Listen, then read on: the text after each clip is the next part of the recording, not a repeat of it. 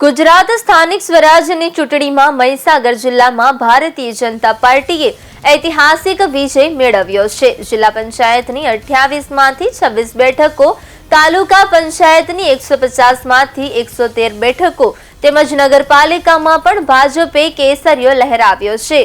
આ પરિણામોથી સ્પષ્ટ થાય છે કે મહીસાગર જિલ્લાના મતદાતાઓએ ભાજપની લોકાભિમુખ નીતિઓ પર વિશ્વાસ વ્યક્ત કર્યો છે। જિલ્લા પ્રમુખ દશરથભાઈ બારિયાએ તમામ વિજેતા ઉમેદવારો અને દિવસ રાત મહેનત કરનાર કાર્યકર્તાઓને અભિનંદન પાઠવ્યા હતા। સાથે જ જનતા જનાર્દનનો અંતઃકરણપૂર્વક આભાર વ્યક્ત કર્યો હતો।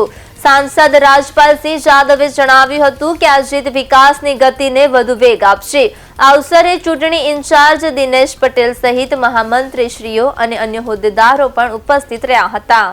मतदान હતું એ પૈકી લગભગ 92 સીટ ઉપર અત્યારે અમે બાકી બહુમતી તરફ આગળ વધી રહ્યા છીએ અને નગરપાલિકાની એક સીટ ઉપર ચૂંટણી હતી એમાં પણ પ્રજાએ ભારતીય જનતા પાર્ટીના મેન્ડેટને જ્યારે વિજેતા બનાવ્યા છે ત્યારે આ તબક્કે મહીસાગર જિલ્લાના બધા જ મતદાતાઓને ભારતીય જનતા પાર્ટીને ફરી એક વખત બહુમતી અપાવડાવી છે અને આપી છે।